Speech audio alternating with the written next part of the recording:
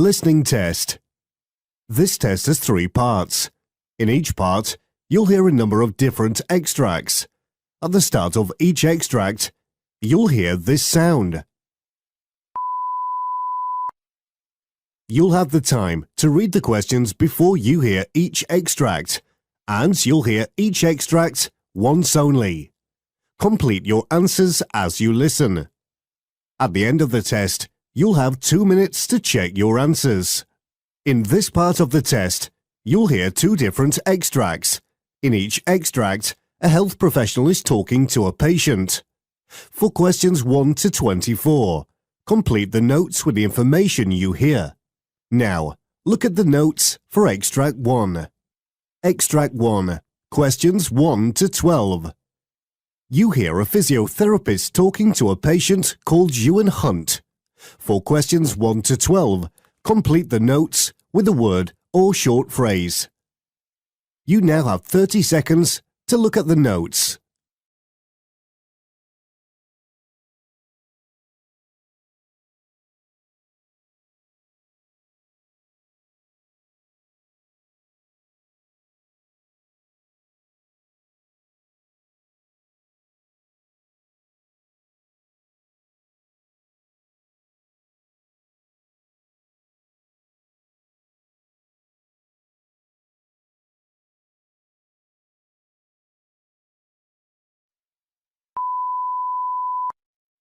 Hi there, Mr. Hunt. It's good to see you again.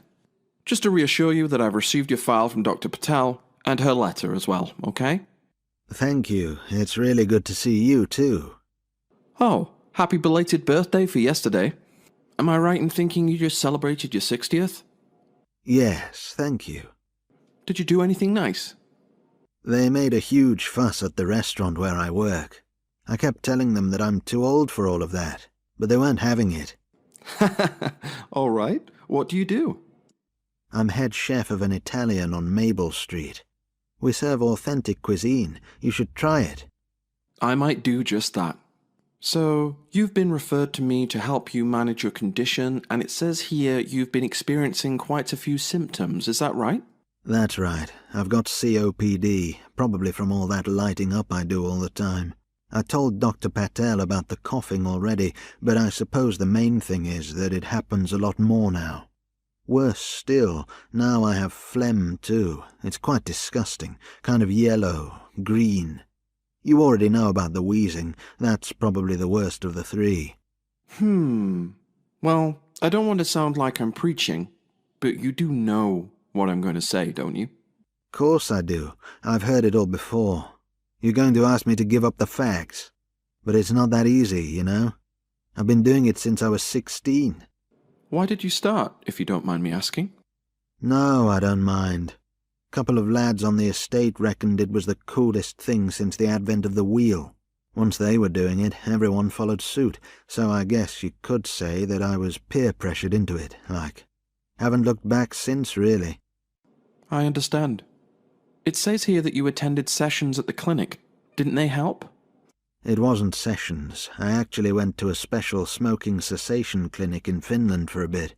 Cost a pretty penny too, but at the end of the day it didn't work. Sorry to hear that.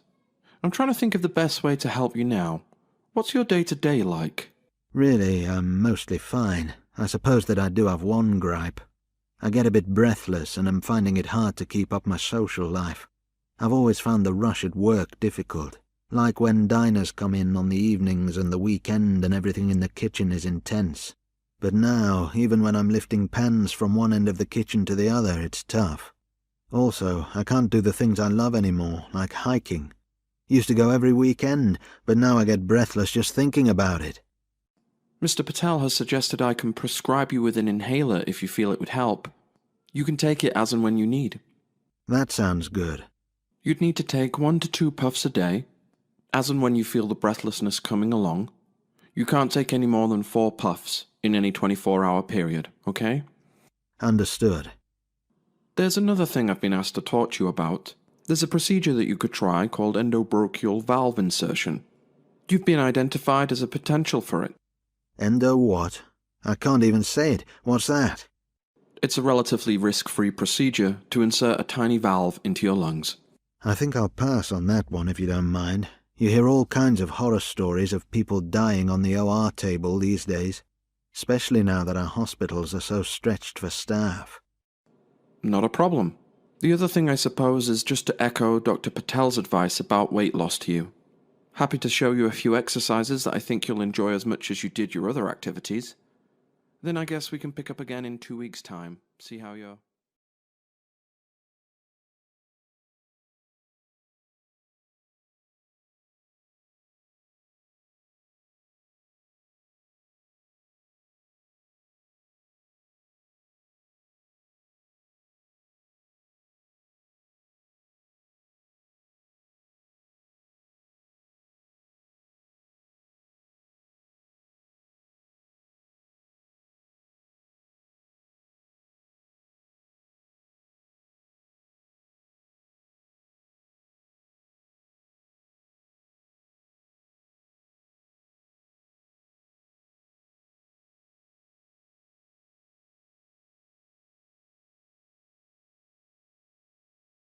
Extract 2, questions 13 to 24.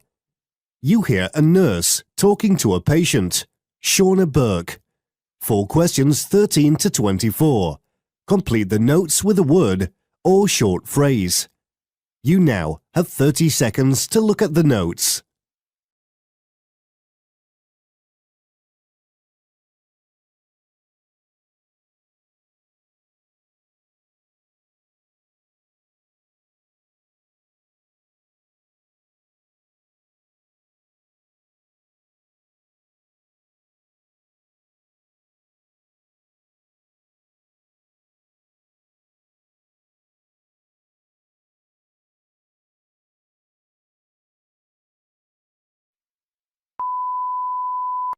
So, I've been told that you're particularly worried about your general health of late, mainly because of your job. Is that correct? Yes, it is, Doctor. I'm 28, and as a model, that's practically near retirement. It's so important for me to look my best for shoots and commercials, but I've been noticing weird things happening on my face that I thought I'd get checked out. When you say weird things, what do you mean?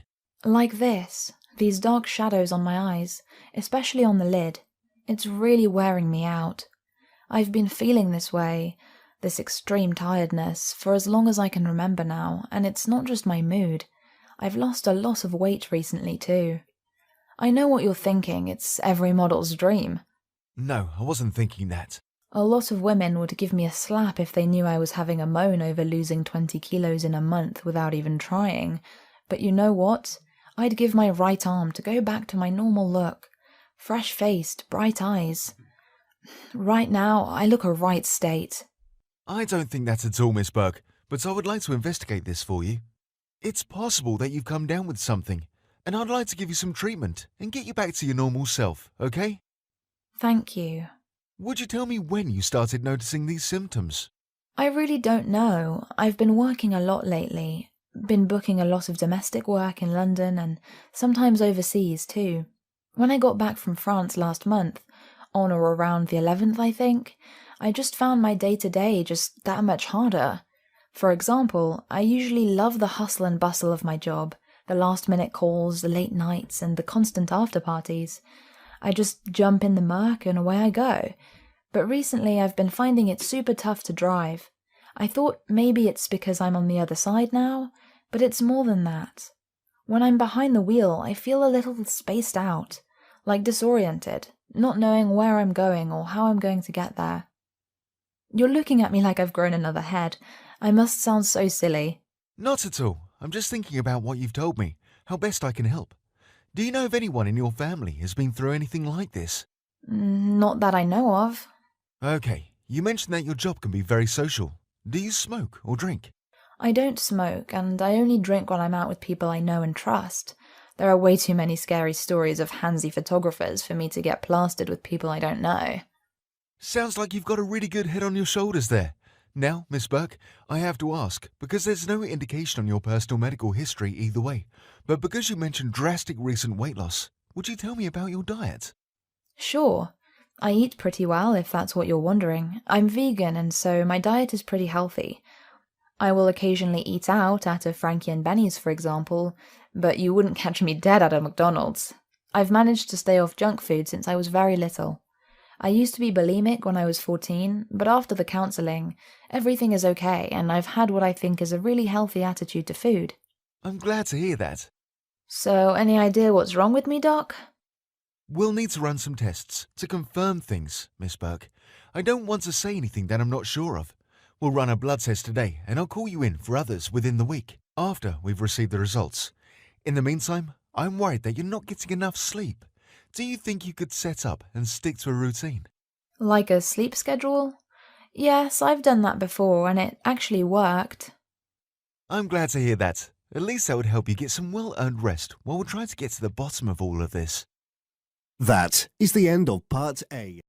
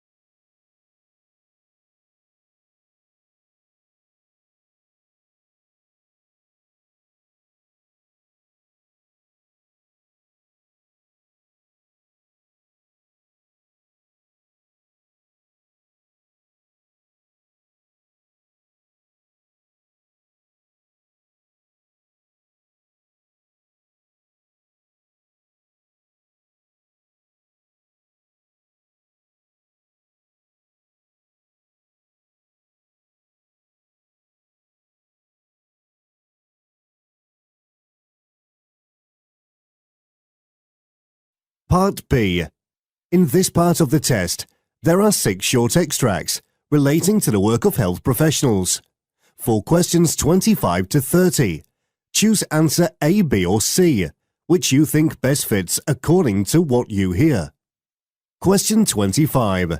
You hear 2 nurses talking about a plan for a citywide drive. Now read the question.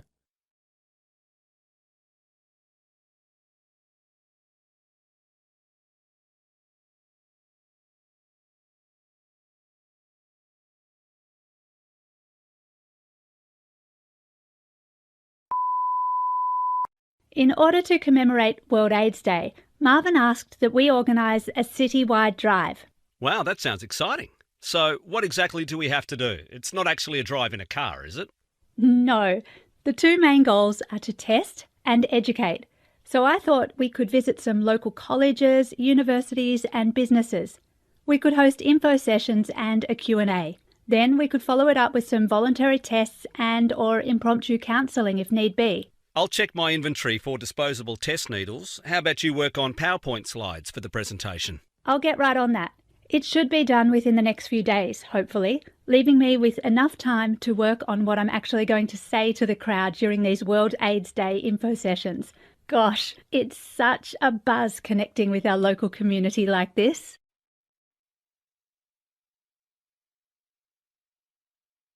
Question 26.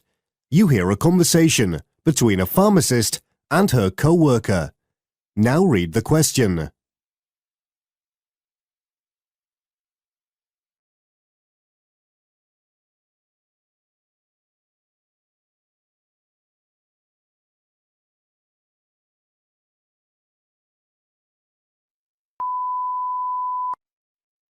Would you please help me sort these medications? Some of them have expired and now they're all mixed up. Sure. Shall I start with A to H? And you can do I to Z. Yes, that sounds like a plan. Thank you so much, Kate. And again, I'm sorry to have to pull you in over the weekend like this. That's okay. I wouldn't have been doing much anyway, just helping out with my dogs. One of them had a nasty fall and we've had to get her a new collar. Oh, ouch. You haven't left her alone, have you? No, my partner's looking after her whilst I'm here. I know it's urgent and that we're short-staffed. What with Luis not being here again and all. It's the 3rd time this month and I am really sick of it. No one else has been away as much, and it's driving me around the bend how much extra we have to do around here these days.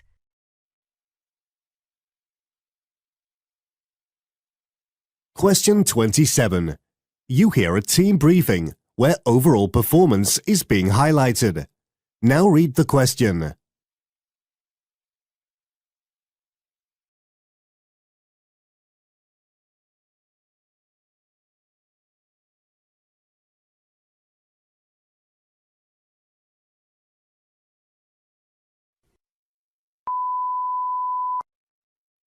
Thank you all for coming. I'll make this brief, shall I? My department has noticed an increase in the number of absences on the ward of late, and it is causing us some concern. This is a hospital, and when we are short-staffed, patient care suffers. With the HQC breathing down our necks, it's not something that we can continue to have happen. We are considering taking drastic measures in order to protect our patients and our reputations, and that may just include terminating frequent absentees. Surely, that's a little harsh. Well, it's a serious matter, and despite several disciplinaries, we've concluded that talking to them hasn't worked. If I may offer a suggestion, I think that right now, it's a little too easy to take leave. What do you mean? Well, at the moment, we download a form off the internet and submit it to our line managers. Perhaps if it were a little more difficult, we'd have better luck. Fine.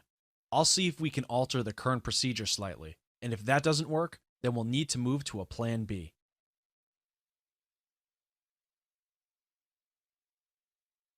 Question 28. You hear a conversation between two nurses. Now read the question.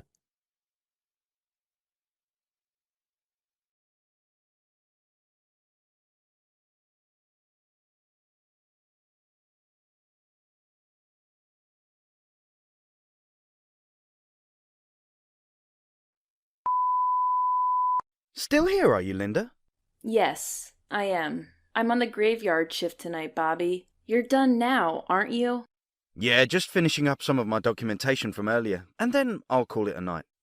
Just so you know, Bed 5's getting a little angsty about later. He's worried about how he won't be able to drift off again. Can you blame him? He's really had a rough time this week. Wait, is he the hemophilic patient or the one with diabetes? Mr. Wilson's diabetic. He'll need his insulin topping up, but that won't be until morning now. What time will you be doing the next round? Midnight. Okay, that's good. Please make sure you remember to disconnect Mr. Wilson's saline drip before then, otherwise he'll be fussing into the early hours. He's been assessed several times today, so he won't need any more of those, but everything else on his care plan needs to be attended to. Got it. Thank you.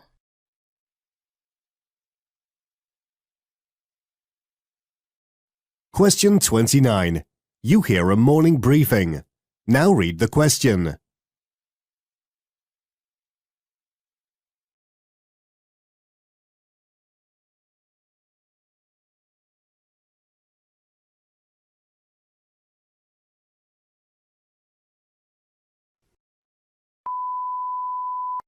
All right. Today we need to address some serious problems in this department. I don't know where to start, really. We've got so much that we need to remedy that it'll take weeks, if not months, to get us where we need to be. Ideally, we'll be able to increase the number of personnel devoted to the tasks we're working on, such as clearing up all the post-discharge paperwork that we've got piled up. However, I don't know if we'll be able to change people's job roles at such short notice. Never mind the fact that all of the larger rooms that will be able to accommodate large teams are all located on the other side of the ward. If anyone finds that they have a couple of hours spare this or next week, please make sure that you get in touch with either myself or Carla, okay?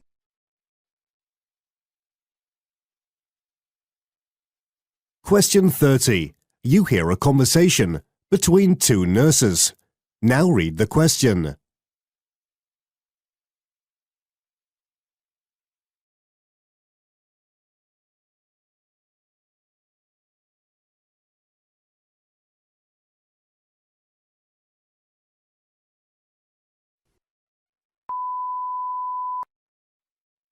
Are you coming to the school later? I've been asked to organise the vaccinations for the under-16s. Oh, is that today? Yes, why? Will that be a problem? Not really. I'm just trying to organise my day. Can I ask you one thing, though? Of course.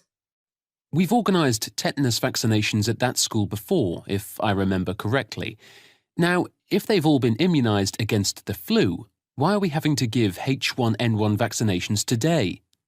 I wondered the same thing, and you know what? It beats me. But that's what it says on the chart, so that's what we'll have to give them. All right, no worries. Give me 10 minutes and I'll clear up the rest of my day and prep to go with you.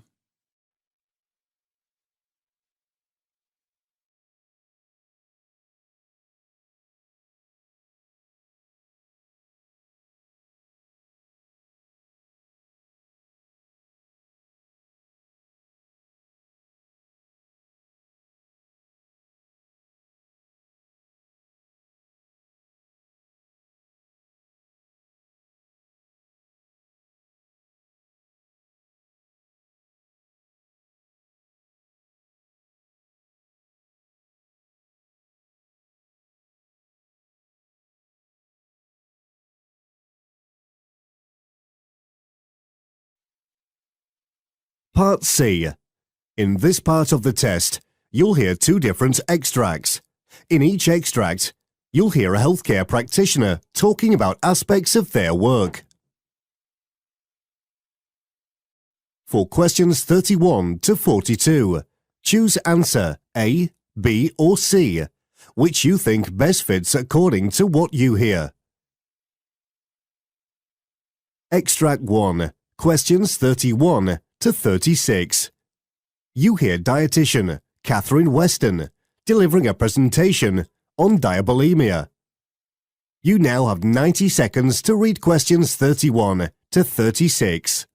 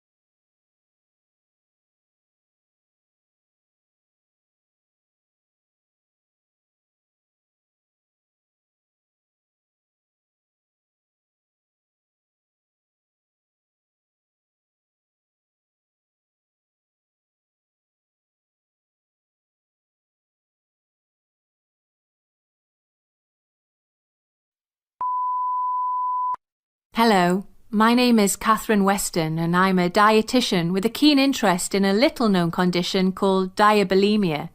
The name is derived from a mixture of diabetes and bulimia, as it describes the situation where type 1 diabetics develop the behavioural characteristics of the aforementioned eating disorder.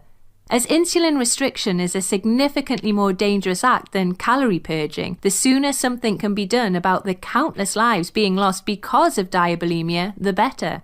To put things in context, it is estimated that approximately 400,000 people in the UK are living with T1. Whilst the exact number of people living with diabulimia is unknown, alarmingly up to 40% of sufferers, who are mainly female, aren't taking enough insulin to survive. With that acknowledged, it would be remiss not to mention that those affected are not exclusively women. A recent German study suggests that 11.2% of boys aged 19 and under are intentionally depriving themselves of insulin in a drive to be thin. Yet, despite the widespread reach of this condition, it is not as visible as other similar disorders, such as anorexia or bulimia nervosa. Part of the reason the condition is so low profile is the fact that the condition is not a recognised medical or psychiatric term. but rather it highlights the practice of reducing or eliminating insulin in a bid to lose weight. As diabetes sufferers cannot produce insulin but need it in order to survive, the practice of restricting their intake with the aim of losing weight is incredibly dangerous. Sufferers run incredibly high blood sugars, which has the potential to produce multiple irreversible diabetic complications. This can include neuronal, retinal, and renal damage. The most common symptoms of the disease include irritability, decreased concentration and motivation, and diabetic ketoacidosis, all of which are analogous to diabetes. Rather eerily, by making the decision to cease treatment, sufferers are essentially turning the clock back on their condition. I do a lot of work with Diabetes UK in order to raise awareness of the signs and signals of diabulimia with friends and family of people with insulin-dependent diabetes mellitus. This type of outreach work was sparked by the many case studies of young people whose lives have been claimed by the disease. One such account is of the life of Amara, a 27-year-old who took her life after battling with the disease. Typically of people with the condition, Amara developed an unhealthy preoccupation with food. She also became increasingly uncomfortable taking her daily medication, comparing injecting her insulin to injecting fat into her body. Her sporadic insulin restriction then became a greater feature of her life. The unhealthy obsession with her diet led her to the discovery that despite not lowering her food intake, because she had drastically reduced her medication, she was losing weight. The weight loss is a result of the body cells failing to absorb blood sugar, with the consequence of prolonged elevated blood sugar in the individual. This causes the organs to be saturated in glucose. Amara was found dead, having taken her life after a futile years-long struggle with diabetes. Her death highlights the crisis for the medical and diabetic communities, neither of which have the resources or systems of care in place to support such a nuanced disease. In fact, such tragic consequences are so severe and such stories are so tragic that early detection is a governmental priority. NHS England's clinical team have been involved in producing the NICE guidelines on eating disorders, devoting part of the report to managing people suffering from an eating disorder and diabetes concurrently. The guidelines have been distributed nationally in a bid to tackle the illness. Furthermore, the organisation is integrating psychological services with GP practices by placing 3,000 new mental health therapists and surgeries. In addition, other private and charitable organisations are also keen to play their part. A prominent example includes Jacqueline Allen, founder of national charity Diabetics with Eating Disorders. Allen is presently campaigning for the omission of insulin for weight loss purposes to be recognised as a mental illness. The theory is that increasing the condition's visibility, it will become easier to engage multidisciplinary teams, including endocrinologists, mental health professionals and specialists like myself who specialise in the condition, to provide a 360-degree treatment service. Until that is achieved, however, the road to medical and psychological recognition continues.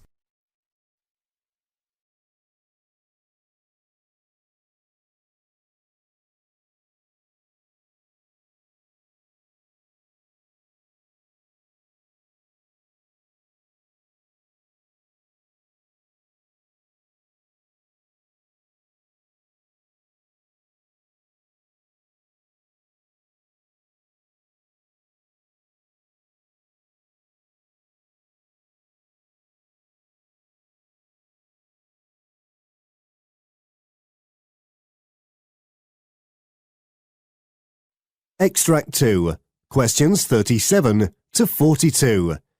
You hear an interview with Dr. Janae Brown discussing a neurological condition. You now have 90 seconds to read questions 37 to 42.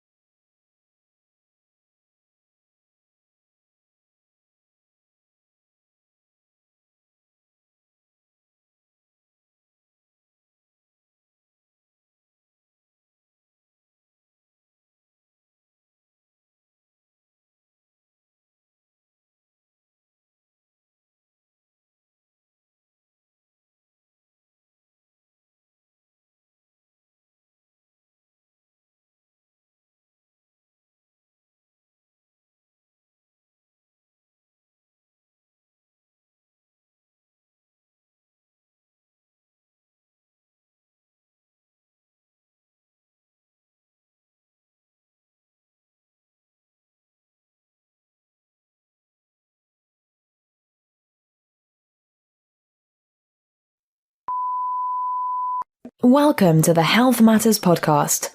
Joining me today is Dr. Janae Brown, all the way from the East Coast. Dr. Brown, thank you for flying in. Thank you, Ricky. It's a pleasure to be here. So I know that you deal with many neurological conditions, but I understand that today you'll be talking to our listeners about one in particular. Tell us, Dr. Brown, what is multiple sclerosis, and how many people have got it? Multiple sclerosis is a neurovascular disease that affects the brain and the spinal cord. Usually, the nerve fibers of the central nervous system are protected by myelin. Myelin helps the nerve fibers to transfer messages faster between the brain and the rest of the body. When multiple sclerosis sets in, the immune system identifies myelin as foreign and in turn destroys it. The damage then interrupts the message pathway by suppressing the myelin completely or stripping some parts of it, leading to the formation of scars. The disease is lifelong once someone is diagnosed, though with proper specialized management, a person can survive for long. According to the United Kingdom's National Health Survey, there are more than 100,000 people diagnosed with multiple sclerosis annually. Are there many risk factors of multiple sclerosis? And could you give us examples of the effect the condition can have on its sufferers? Yes, there are several risk factors that are associated with multiple cases of sclerosis, such as gender, family history, geographical location, lifestyle, and vitamin D deficiency, among others. When the diseases are in one person in the family, the risk of passing the genes to the children is very high. Also, women are at a higher risk of developing MS. The risk is made higher due to the hormonal differences. Furthermore, in areas that are further from the equator, the risk of developing the disease is high in the regions that are more than 40 degrees. The condition affects people of all ages, but most people are diagnosed between the ages of 20 to 50 years old. In terms of lifestyle, smoking is also associated with the formation of multiple sclerosis, although admittedly more research is required in order to clarify the reason for this. What are the main effects of MS? MS affects the whole body depending on the nerve that is affected. Different nerves innervate different parts of the body. The main symptom is weakness or numbness in one or more limbs. This usually occurs on either side of the body or trunk, one at a time. When the optic nerve is affected, the patient may have prolonged problems with double vision accompanied by extreme pain. The person might also lose sight in one eye with time. The patient may experience Lhermitte's sign, that is a feeling of electric shock sensation around the neck during movement, as well as when one bends the neck forward. The patient may also present with a problem with their gait or body coordination. Fatigue and dizziness may also be a problem. When the nerves innervating the speech center are affected, the patient may develop slurred speech. The gastrointestinal function can be changed, as well as bladder function, especially in continence problems. Would you tell us a little bit about the diagnosis procedure? Early diagnosis is preferable, Ricky, before the treatment of multiple sclerosis. Diagnosis methods range from laboratory tests and imaging tests such as magnetic resonance. For laboratory tests, the spinal fluid is tapped and taken for culturing and sensitivity. The liquid is drawn after lumbar puncture and carried out using sterilized equipment. This helps in knowing whether the cause is due to infection or not. Imaging helps in understanding the extent to which the disease has affected the nerves, especially within the brain. It's all so fascinating. So, Dr. Brown, would you talk to us about the treatment options, what they are and their main aims too? Yes. MS is chronic, and treatment options mainly involve management of the symptoms. The goals of treatment revolve around ensuring that patients recover from attacks as well as recurrent situations, as well as slowing the speed at which the disease progresses. For the treatment of seizures, the patient can be given corticosteroids and plasmapheresis can be done too. Corticosteroids reduce the inflammation of nerves. Examples include oral prednisolone and methylprednisolone, given through the vein. The process is mostly used in severe cases of the disease, especially when the symptoms are not improving through use of steroids. Beta interferons can also be used primarily in the relapsing remitting stages of the disease when it is still aggressive. Furthermore, other medication like this can be used in various stages of the disease. That is the end of Part C. You now have 2 minutes to check your work.